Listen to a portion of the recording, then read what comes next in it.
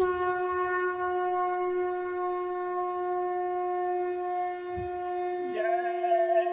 गुरुदेव। जय गुरुदेव।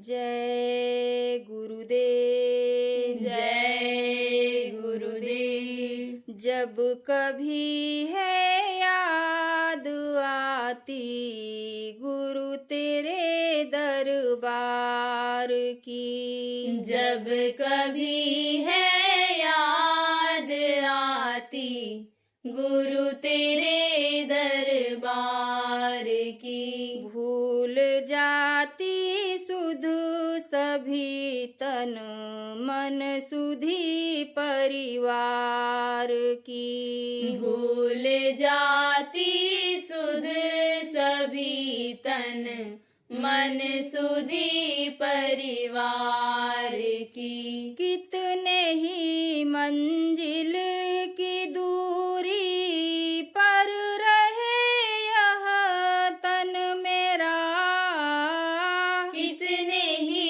मंजिल की दूरी पर रहे यह तन मेरा, याद करते सामने मूरत खड़ी सरकार की, याद करते सामने मूरत खड़ी सरकार की। जब कभी है याद आती गुरु तेरे दरबार की, जब कभी है याद आती गुरु तेरे दरबार की, जिसके नजरों में समाई मोहनी मूरत तेरी,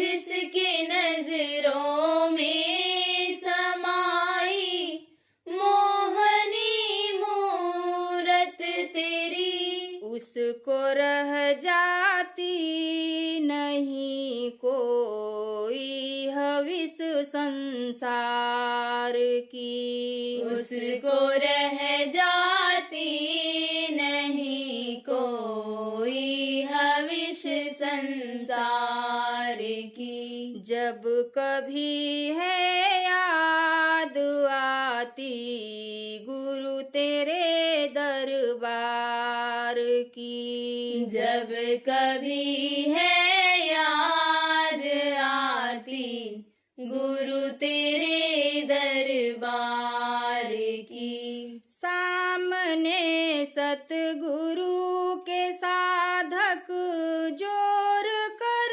दोनों खड़ा, सामने सतगुरु के साधक जोड़ कर दोनों खड़ा, कर रहे बरसात सतगुरु उस पर अमृत धार की, कर रहे बरसात सतगुरु उस पर अमृत धार की। जब कभी है याद आती गुरु तेरे दरबार की, जब कभी है याद आती गुरु तेरे दरबार की, प्रेम की मस्ती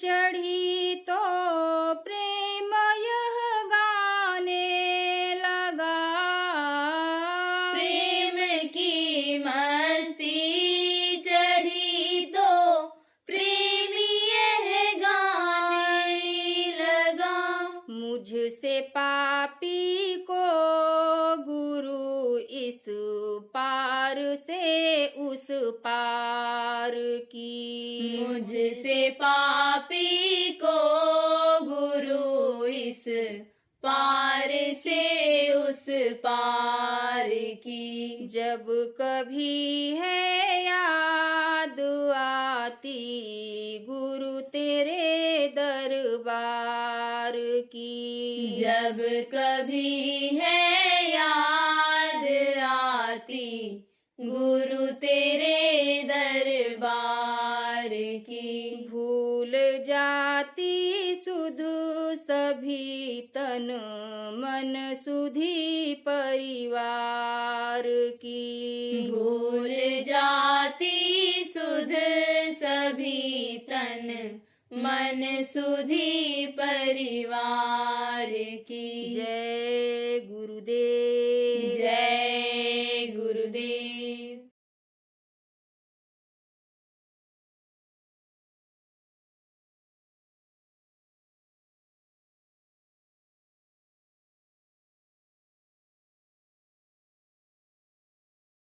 प्रेमियों, ये दिन रात जो आते हैं ये क्या बताते हैं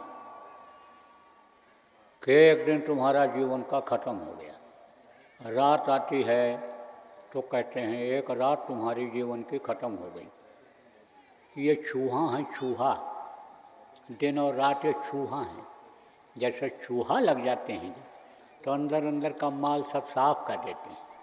पता कब चलता है कि जब मिट्टी निकाल करके ऊपर ऐसे फेंकते हैं तब पता चलता है, नहीं तो पता ही नहीं चलता है। ऐसे ही ये दिन रात बदलते चले जा रहे हैं, आते चले जा रहे हैं। तीज त्यौहार, अमावस्या, पूर्णिमा ये आती चली जा रही है और खबर नहीं लग रही है आपको कि समय हमारा निकल रहा है, हमारे जीने का समय ख़त्म हो रहा है। आपको खबर नहीं लग पा रही। खबर कब लगती है? जब हाथ पैर आँख कान ढीले पड़ जाते हैं, जिसको कहते हो बुढ़ापा आ गई, तब खबर लगती है। तब आदमी को होश आता है कि अरे भाई मैं तो बुढ़ा हो गया। लेकिन मन तब भी नहीं बुढ़ा होता है। बुढ़े आदमी को कहो कि आप खाओगे तो जानता है नुकसान करेगा, लेकिन कहता है नहीं नहीं नुकसान करेगा। फिर कहता अच्छा थोड़ा सा ले आओ, थोड़ा सा। अब थोड़ा सा लाओगे, दोबारा फिर मांग के खाएगा, दोबारा फिर मांग के खाएगा। आप ये समझो कहीं जाने का होगा तो कहेगा हमारी हिम्मत नहीं पड़ रही है। और अगर कहीं ससुराल का नाम ले लो तो तुरंत कहता है भाई ले चलो एक बार दिखा ले आओ। ससुराल में कोई कदर होती है? कोई कदर नहीं रहती। कब? बुढ़ा हो जाने पर। कदर कब रहती है, इज्जत कब होती है? जब जवान रहता है तब उसको लोग क्या कहते हैं? दामाद, दाम वाला। कीमत किसकी होती है? जिसका दाम लगता है। दाम लगा करके खरीद करके लाया, लड़की के लिए दहेज दे करके लाया, तो दामाद उसको कहते हैं। जाता है तब दामाद को कुछ न कुछ भेंट दक्षिणा देते ही हैं, तो उसकी कीमत रहती है। बढ़िया खाओ, बढ़िया पहनो, बढ़िया जो भी बढ़िया बढ़िया साले साली लगे रहते हैं, कोई जीजा जी के सेवा में कमी न होने पाए। और जब समय कुछ निकल गया, बुढ़ा बुढ़िया जिनको पिताजी कहते, ससुर जी कहते, सास जी कहते, वो ख़त्म हो गए। अब जिसको साले साहब कहते हैं, उनका जब राज्य आता है, उनका जब समय आता है, तब जाते हैं। तब क्या कहते हैं? फूफा। फूफा का मतलब क्या होता है? आओ खाओ रहो और जाओ, जब इच्छा हो तब आओ, जब इच्छा हो तब रहो, खाना मिल जाएगा और फिर उसके बाद चले जाओ। कोई कदर रहती है? आप पे समझो तब क्या कहते हैं? जीजा। यानी समझो जब यानी ससुर ख़त्म हो जाते, सास ख़त्म हो जाते, तब क्या कहते हैं? जीजा। आओ खाओ, जीने भर को मिलेगा खाने भर को और चले जाओ, जीजा। और जब उनके लड़कों का समय आता है, उनके ससुर जी के नाती पोता आते हैं, तब कोई कदर नहीं। आए बैठे हैं तो खिला दिया, समय से पानी पिला दिया, बैठे रहो। कोई ना बातचीत करने वाला मिलता न कुछ। कौन जाए बहरे से बात करने? कौन जाए आवाज़ जिसकी नहीं समझ में आती है? बुढ़ापे में जबान भी तुतली होने लगती है, कान से सुनाई भी कम पड़ता है, आँख से दिखाई भी कम पड़ने लगता है, तो कौन जाए उनसे? एक शेर दूध पिए, एक पाव चना जब खाए, बादाम खाए, ताकत आवे बदन में, तब जाए बुढ़े से बात करने। कौन जाता है, कहते हैं फूफा, कोई कदर नहीं। लेकिन बुढ़े से ससुराल का नाम ले लो जाने का तो एकदम खुश हो जाता है, कहता है चलो एक बार दिखा के ले आओ। तो मन तो जवान होते ही नहीं है और ये शरीर बुढ़ा होता चला जाता है। और जिस काम के लिए ये मनुष्य शरीर मिला, जो काम के लिए उसने दिया, वो याद भी नहीं आ रहा है। तो प्रेमियों, आज सत्संग में आपको याद करने की ज़रूरत है कि आपको ये जो मनुष्य शरीर मिला, ये जीवात्मा के कल्याण के लिए मिला, उद्धार के लिए मिला, इसको अपने घर पहुंचाने के लिए मिला, इसको अपने असली पिता परमेश्वर से मिलने के लिए ये मनुष्य शरीर मिला। और अगर ये काम आपने नहीं किया तो ये दिन रात जो हैं ये उम्र को काट करके ख़त्म कर देंगे और एक दिन ऐसा आएगा कि ये शरीर यहीं छूट जाएगा। और ये जो शरीर को चलाने वाली शक्ति है परमात्मा की अंश जीवात्मा है, जिसके चलाने से ये शरीर चलता है। हाथ पैर आँख कान ये काम करते हैं, मुंह से आवाज़ निकलती है, ये जीवात्मा एक दिन इससे निकाल ली जाएगी।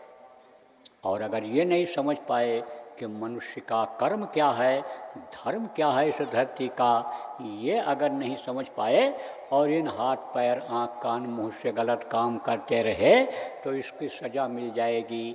जीवात्मा को पिशाच के शरीर में बंद करके और नरकों में ले जा करके सज़ा देंगे, काटेंगे, सड़ाएंगे, गलाएंगे, तपाएंगे। बहुत समय तक रहना पड़ता है। 4 युग है, सतयुग, त्रेता, द्वापर, कलयुग। जब ये चारों युग बीत जाते हैं तब एक चौकड़ी होती है और 72 बार जब चौकड़ी बीतती है तब एक मनवंतर होता है और 14 मनवंतर जब बीत जाता है तब एक कल्प होता है। एक एक कल्प, एक एक नरकों में रहना पड़ता है। बहुत तकलीफ, बड़ी मार पड़ती है, बड़ी दूर तक चिल्लाने की आवाज़ जाती है। नरक में जो पड़े हुए हैं 100 कोस तक चिल्लाने की आवाज़ जाती है। हाँ, फिर समझ लो कोई बचाने वाला वहाँ नहीं होता है, वहाँ तो कर्मों की सज़ा भोगनी ही पड़ती है। लेकिन फिर बदलाव होता है, वहाँ जब कर्म को वो अपने भोग लेता है। जैसे किसी को सज़ा यहाँ जेल में हो जाती है, बंद कर दिया जाता है और सज़ा उसकी जब पूरी हो जाती है, 10 साल की सज़ा हो गई, 10 साल पूरा हो गया, तब उसको निकाल दिया जाता है। तो वहाँ से जब निकाले जाओगे तो कीड़ा मकोड़ा, सांप गोजर बिच्छू के शरीर में बंद होना पड़ेगा, घोड़ा गधा मुर्गा भैंसा के शरीर में बंद होना पड़ेगा, पक्षियों के शरीर में बंद होना पड़ेगा, जान बचाते फिरना पड़ेगा। बड़ा मुश्किल हो जाएगा जीना। फिर जब कभी उसकी मौज होगी फिर गाय और बैल की योन मिलेगा और गाय बैल की योन के बाद फिर ये मनुष्य शरीर मिलेगा। कहा ना, कबहु कृपा कर तन देही दे तीस बिन हेत सने ही, बड़े भाग्य मानुष तन पावा सुर दुर्लभ सदग्रंथन गावा। बड़े भाग्य से ये मनुष्य शरीर मिलेगा। इसलिए जो ये मिला है इसके रहते रहते अपना काम बना लो। यही घर मकान न बनाते रहो, यही महल अटारी न बनाते रहो, कुछ वहाँ के लिए भी कर लो। एक था चतुर राजा, देखो एक किस्सा कहानी इसलिए सुना रहा हूँ कि आप गांव के लोग, सीधे साधे लोग कुछ समझ तो जाओ। आपको ऊंचा सत्संग, ऊंची भाषा अगर बताई जाए, समझाया जाए तो जल्दी आपके समझ में क्या आएगा। दूसरी बात यह है कि सत्संग होता भी अब कम है, सत्संग होता भी ज़्यादा नहीं है। अब तो कथा भागवत और प्रवचन ही होता है और समझ लो अब तो मोबाइल में ही सब लोग देख लेते हैं, कथा भागवत सब सुन लेते हैं, पूजा पाठ सब कर लेते हैं उसी में। तो अब तो देखो धीरे धीरे ये जो धार्मिक भावना है लोगों की ख़त्म होती सी चली जा रही है। तो आपको बताता हूँ, देखो एक था राजा, एक राज्य था। राज्य किसको कहते हैं? जैसे आपका यह मध्य प्रदेश राज्य है, जैसे उत्तर प्रदेश राज्य है, जैसे आपका समझो कि राजस्थान है, उड़ीसा है, बंगाल है, बिहार है, ये राज्य हैं। अब इस समय प्रजातंत्र में मुख्यमंत्री हैं, राज्य के मालिक। पहले के समय में राजा हुआ करते थे तो नियम अलग अलग होता था। देखो कुछ नियम तो ऐसे होते हैं कि जो केंद्र के नियम होते हैं, जैसे कुदरत का नियम है। कुछ नियम यहाँ का बनाया जाता है, जैसे खान पान कैसा होना चाहिए, चाल चलन कैसा होना चाहिए, विचार भावना कैसी होनी चाहिए, उसको आदमी यहाँ अपने हिसाब से बनाता है। यही कारण है, देखो बहुत से लोग मांसाहारी हैं, बहुत से लोग शाकाहारी हैं, कुछ लोग देखो आप यानी धोती पहनती हो बच्चियों, और कुछ जगहों पर पंजाब वगैरह में धोती नहीं चलती है, आप कोई धोती भी यहाँ पहनते हो, कुछ लोग पैंट ही पहनते हैं। ये अलग अलग है, रिवाज अलग अलग है। और कुछ चीज़ें ऐसी हैं कि वही नियम सबके लिए है, जैसे मौत सबकी आनी है, जैसे भगवान सबके लिए एक बनाया है, एक भगवान है, ऐसे होता है। तो उस राज्य का नियम था कि राजा को वहाँ 1 साल तक रखा जाता था। उसके बाद राजा को गद्दी से उतार करके, और राज्य के बाहर एक नदी थी, नदी के उस पार जंगल था, जंगल में छोड़ दिया जाता था। अब जंगल में कौन रहता है? शेर, चीता, भालू, यही सब रहते हैं, हिंसक जानवर। वो मार करके राजा को खा जाते थे। बहुत राजा मारे गए, तमाम हड्डियां राजाओं की पड़ी हुई थी वहाँ। तो एक आ गया चतुर राजा। चतुर किसको कहते हैं? होशियार किसको कहते हैं? कि जिसकी बुद्धि थोड़ी सी तेज होती है। अब बुद्धि कैसे तेज होती है? जिसका खान पान सही रहता है, उसकी बुद्धि सही रहती है। शाकाहारी लोगों की बुद्धि सही रहती है।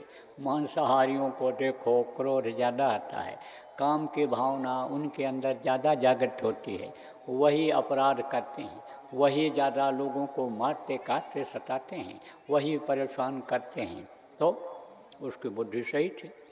जैसे कोई शराब पी ले तो वो पहचान पाता है कि मेरी माँ है कि बहन है कि बहू है कि चाची है। बस उसके दिमाग में आएगा कि यह हमारी औरत है। तो जैसे औरत का हाथ पकड़ लेता है, औरत के साथ कर्म करता है, बच्चा पैदा करने का काम करता है, ऐसे माँ से भी कर डालेगा, बहन से भी नशे में कर डालता है, अपनी लड़की से भी कर डालता है। तब लोग कहते हैं इसकी बुद्धि खराब हो गई, इसकी बुद्धि खराब हो गई। और अगर कोई बुद्धिमान होता है तो दूसरे की जान बचा लेता है, दूसरे की इज्जत बचा लेता है। देखो एक दुशासन था जो नंगी कर रहा था, चीर खींच रहा था, किसकी? द्रौपदी की। और ये कृष्ण थे जो उनकी लाज बचा लिए थे। तो उन्हीं को बुद्धिमान कहा जाता है, और उन्हीं को लोग मानते हैं जो अच्छा काम करते हैं। तो बुद्धिमान राजा आया तो उसने ये सोचा, जिस चीज़ को आप नहीं सोच रहे हो उसको उसने सोचा कि जैसे 1 साल के लिए तो मैं राजा बना दिया गया, लेकिन 1 साल जैसे पूरा होगा तैसे हमको गद्दी से उतार करके ये प्रजा, इस यानी राज्य की जनता ले जाएगी बाइज्जत और नदी के उस पार पहुंचा देगी।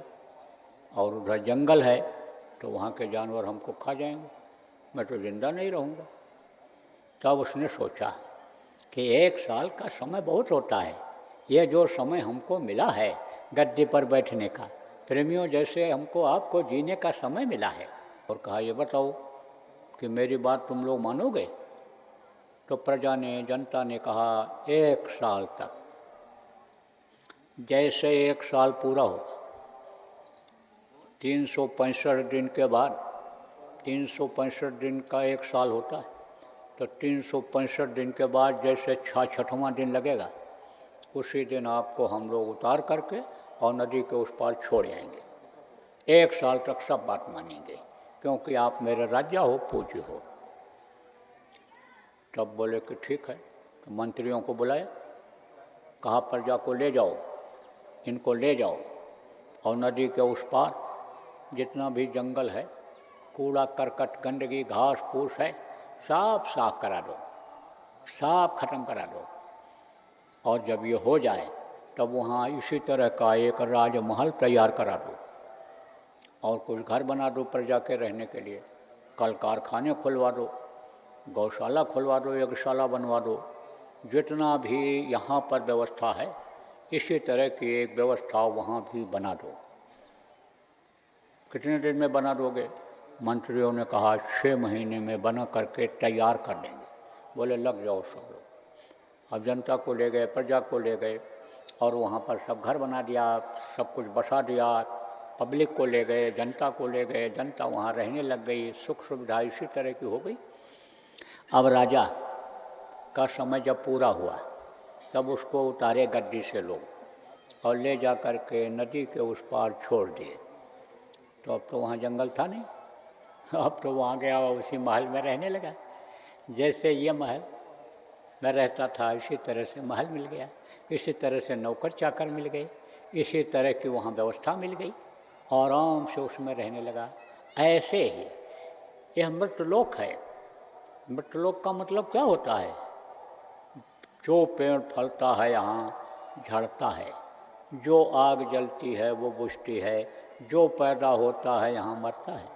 तो जैसे ही हुक्म हो कि इस मृतलोक को खाली करो, तैसे आप अपने घर पहुँच जाओ, अपने वतन पहुँच जाओ, जहाँ सुख ही सुख है, जहाँ से कोई निकाल नहीं सकता आपको, जहाँ निकालने का कोई नियम ही नहीं है। जैसे राजा जब इस राज्य से उस तरफ चला गया तो राजा का ही वहाँ राज्य हो गया। वहाँ तो जो नियम वो बना था वही नियम बनता, वही नियम उसने बनाया। यहाँ का नियम जो चला आ रहा था, जिस राज्य में राजा रहता था, वो ये था कि 1 साल के बाद खाली करना पड़ेगा। तो ये मृतलोक है, यहाँ खाली करना पड़ेगा। लेकिन जब अपने घर पहुँच जाओगे, जिसको सतलोक कहा गया, सतदेश कहा गया, जहाँ अपने पिता पति परमेश्वर जिनको कहा गया रहते हैं, जिनको लोगों ने कहा सतपुरुष रहते हैं, हम लोग क्या कहते हैं, वो जय गुरुदेव प्रभु रहते हैं, वो जहाँ रहते हैं, उस घर जब पहुँच जाओगे तब आपको कोई निकाल नहीं सकता है। फिर यहाँ जन्मने के लिए, मरने के लिए नहीं आना पड़ेगा। तो ये कैसे होगा? कब होगा? जब कोई जानकार मिलेगा। तो जानकार कौन होते हैं? इस धरती के वक्त के गुरु होते हैं, जिनको सदगुरु कहते हैं, सम्राट गुरु कहते हैं, मुर्शिद कामिल कहते हैं, जिनको आप ये समझो स्पिरिचुअल मास्टर कहते हैं। हमेशा इस धरती पर रहते हैं। संत अगर इस धरती पर न रहें तो गिरी बदरिया पाप की, बरस गई अंगार, संत न होते जगत में, जल मरता संसार, संसार खत्म हो गया होता। हमेशा रहते हैं, उनको खोजने की ज़रूरत होती है। कहा जब जब संत जगत में आवें, ढूंढ भाल उनके धिक जाओ, जाय करो दर्शन और सेवा, पड़े रहो सदा चरणन में। उनके चरणों को मत बोलो, उनको मत भूलो और उनके पास जाओ, इल्म ले लो, उपाय ले लो, जानकारी का कि जिससे सुख शांति घर में यहाँ मिल जाए। और जब तक यहाँ रहो सुखी रहो, और जब समय पूरा हो तो अपने वतन, अपने घर, अपने मालिक के पास, प्रभु के पास पहुँच जाओ तो हमेशा रहते हैं। देखो ये हमारे गुरु महाराज, ये गुरु महाराज की तस्वीर है। यह हमारे गुरु महाराज है, ये भी पूरे संत थे। आप लोगों को भी, बहुत से लोगों को गुरु महाराज ने नामदान दिया। आप उनके शिष्य बैठे हुए हो। गुरु महाराज ने घर जाने का रास्ता बताया, अपने प्रभु के पास पहुंचने का रास्ता बताया, जिसलिए यह मनुष्य शरीर मिला, जिसलिए उसने हमको आपको एक मौका दिया, यानी समझो उस काम करने के लिए रास्ता बताया और रास्ते पर चलाया और मंजिल तक पहुंचा दिया। बहुत से लोगों को सुख के समुद्र में, सागर में पहुंचा दिया। वहाँ गोते ले रहे हैं, नहा रहे हैं, धो रहे हैं, घूम रहे हैं, वहाँ कोई रोक टोक नहीं है। इस धरती पर आपको एक जगह से दूसरी जगह जाना हो, एक देश से दूसरे देश में जाना हो तो आपको वीज़ा पासपोर्ट की ज़रूरत पड़ती है। लेकिन वहाँ जब चले जाओगे वहाँ कोई वीज़ा पासपोर्ट की ज़रूरत नहीं पड़ेगी। आप जैसे मान लो दूसरे के घर में किराए पर शहर में रहते हो तो वहाँ का आपको कार्ड बनवाना पड़ेगा, वहाँ का जो नियम है नियम के अनुसार रहना पड़ेगा। लेकिन अपने घर जब आप पहुँच जाओगे तो आज़ाद रहो। वहाँ का नियम हल्का फुल्का है। शहर का नियम तो ये ज़रूरी है कि सड़क पर बाएं तरफ चलो, और आप अपने खेत में चलते हो, ज़मीन में चलते हो तो दाहिने चलो, बाएं चलो, चाहे जहाँ घूमो, आप आज़ाद हो। ऐसे अपने घर जब पहुँच जाओगे, अपने लोक में पहुँच जाओगे तो वहाँ तो सुख ही सुख है। वहाँ तो रोना धोना कोई है ही नहीं, वहाँ तो कोई भी बीमारी लगती ही नहीं, बीमारी नाम की चीज़ ही नहीं है। ये जो घरों में लगातार कुछ कुछ होता रहता है, लड़ाई झगड़ा होता रहता है, वहाँ कोई लड़ाई होती है? कोई लड़ाई नहीं होती, कोई झगड़ा नहीं होता, रात होती ही नहीं है, दिन ही दिन रहता है, उजाला ही उजाला रहता है। वहाँ का मकान तो इच्छा से मकान तैयार होते हैं, जो इच्छा की नहीं मन माही, और गुरु प्रताप का दुर्लभ नहीं। जब गुरु की दया हो जाती है और वहाँ पहुँचा देते हैं, तब वहाँ किसी चीज़ की ज़रूरत नहीं पड़ती है। और जिस चीज़ की आदमी इच्छा करता है, जो इच्छा करता है, वो चीज़ हाजिर हो जाती है। तो प्रेमियों, वहाँ की तैयारी करो, वहाँ चलो, वहाँ का रास्ता इस समय मिल रहा है। संतों की परंपरा यह है कि जब वो जाने लगते हैं तब किसी न किसी को अधिकार दे करके जाते हैं। क्या कि ये नाम को बताएंगे। देखो, गुरु महाराज ने भी कहा था, आप पुराने लोग इसमें जो बैठे हो, आप लोगों को मालूम है कि गुरु महाराज ने कहा था किसके लिए? इसी किराए के मकान के लिए। ये भी हमारा भी किराए का मकान है। जैसे किराए का मकान खाली करना पड़ता है, ऐसे हमको भी खाली करना पड़ेगा। तो इसी मकान के लिए कहा था ये हैं उमाकांत तिवारी। ये नए लोगों को नामदान देंगे और पुरानों की संभाल करेंगे। अब आप जो नए लोग आए हो, आपको बताऊंगा। क्या बताऊंगा? सुख और शांति वाला नाम, जिसके लिए कहा ना, नाम की डोर अगर पकड़ लोगे, नाम का सहारा ले लोगे, तो नाम से सुख मिलता है, शांति मिलती है, नाम से मुक्ति मिलता है, नाम से मोक्ष मिलता है, नाम से अपने प्रभु मिलते हैं। नाम की कमाई से, नाम का सहारा लेने से देवी देवताओं का अंतर में ही दर्शन होने लगता है। अंतर में ही जो लोगों को दिखाई पड़ा, यही घट भीतर सात समुंदर, यही ममलमल नहाओ, मन मोरा विदेशवा न जाओ, घर ही क्या। अंतर में पहाड़, अंतर में सुमेर, अंतर में यानी समझो कि ये जो अमृत से भरे हुए कुंड, अमृत से भरे हुए नदी, और समझो कि ये समुद्र जो हैं, ये सब अंतर में मिलते हैं, अंतर में दिखाई पड़ते हैं। तो वो नाम जिसके लिए गोस्वामी जी ने कहा कलयुग केवल नाम आधारा, सुमिर सुमिर नर सुने पारा, वो नाम आपको बताऊंगा। वो नाम आपको बताऊंगा कि जिस नाम के जपने से, जिस नाम की आवाज़ सुनने से मन और शत्रुपा के अंदर ताकत आ गई थी, जान आ गई थी। इतना तपस्या किया मन और शत्रुपा ने कि उनकी हड्डी हड्डी ये दिखाई पड़ने लगी। ये मांस एकदम सूख गया, ये खाल हड्डियों में चिपक गया था, और उठना बैठना चलना फिरना बड़ा मुश्किल हो रहा था। लेकिन वो लगे हुए थे, अपने लगन के पक्के थे।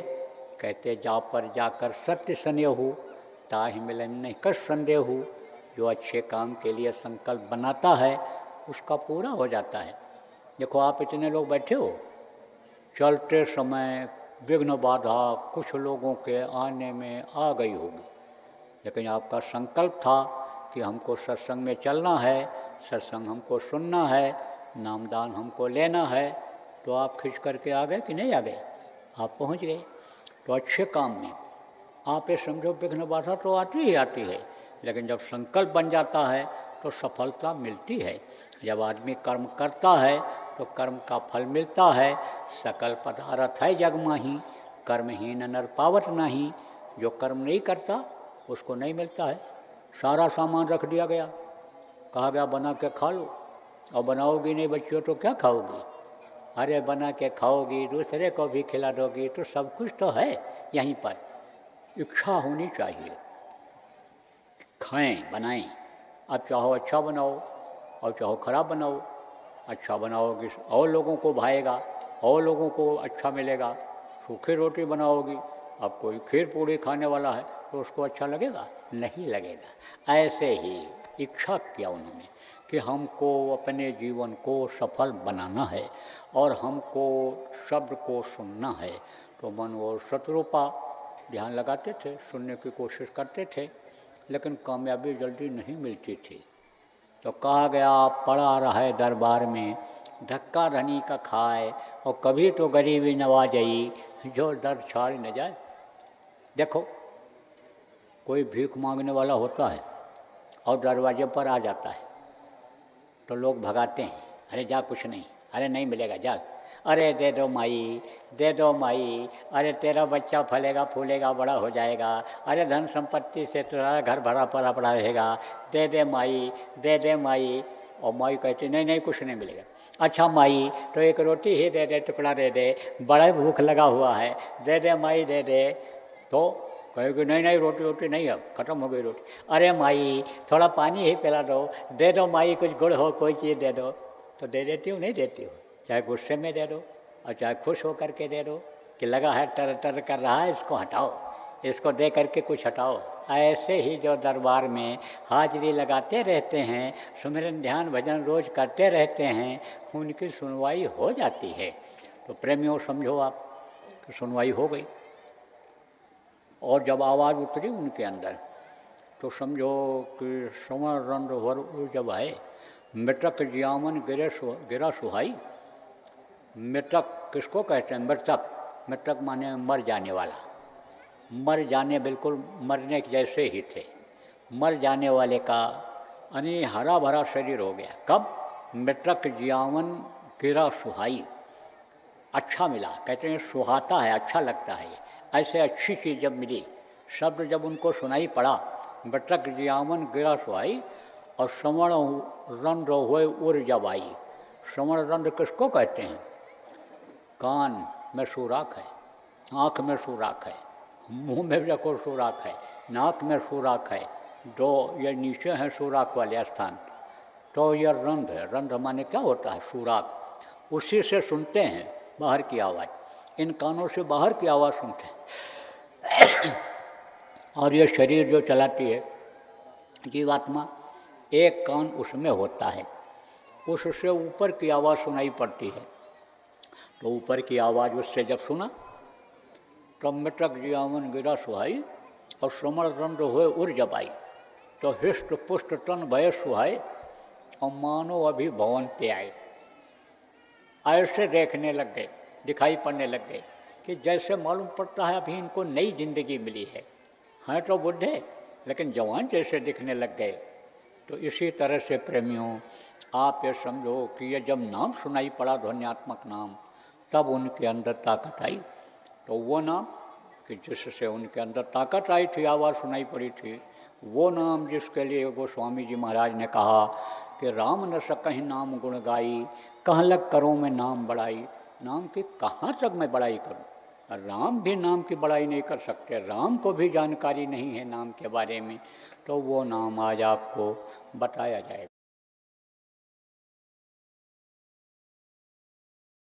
हमको अभी खबर मिली है कि हम लोग प्रचार करेंगे शाकाहारी का, टोली निकालेंगे, यात्रा निकालेंगे, हम धर्म यात्रा निकालेंगे जीवों के कल्याण का। तो हमको बहुत अच्छा लगा, तो आप निकालो। देखो पूर्णिमा आती है तो पूर्णिमा को कोई न कोई यानी काम बताया जाता है प्रेमियों को, नए लोग हो समझो आप। तो अभी बताया गया था कि शाकाहारी का प्रचार जोर शोर से करो, तो आप उसको कर रहे हो, योजना बनाए हो, और आप ये सोच रहे हो कि हम मध्य प्रदेश की राजधानी में उसका समापन करेंगे पूर्णिमा को, और जिसमें आपने हमको भी निमंत्रण दिया है। तो मैं आपका निमंत्रण स्वीकार करता हूँ। और गुरु महाराज की दया मौज रही, स्वास्थ्य सही रहा, तो मैं भी आपके शाकाहारी नशा मुक्त इस अभियान में यानी समापन समारोह में मैं भी उपस्थित हो जाऊंगा। ऐसे ही सब लोगों को योजना बना लेनी चाहिए। तो योजना आप लोग बनाइए और शाकाहार का और नशे मुक्त का प्रचार करिए। जय गुरुदेव। सरकारी व गैर सरकारी अनुदान के लिए बिना सत्संगियों के सहयोग द्वारा जनहित के कार्यों में लगी हुई बाबा जय गुरुदेव धर्म विकास संस्था का मुख्यालय पिंगलेश्वर रेलवे स्टेशन के सामने मक्सी रोड, उज्जैन, मध्य प्रदेश में है। यहाँ पर सत्संग व नामदान का कार्यक्रम होता रहता है। अतः आप श्रोताओं से अनुरोध है कि बाबा उमाकांत जी महाराज के आश्रम उज्जैन एक बार परिवार सहित जरूर पधारिएगा। आपके सुझाव के लिए व्हाट्सएप नंबर 9575600700। जय गुरुदेव, जय गुरुदेव।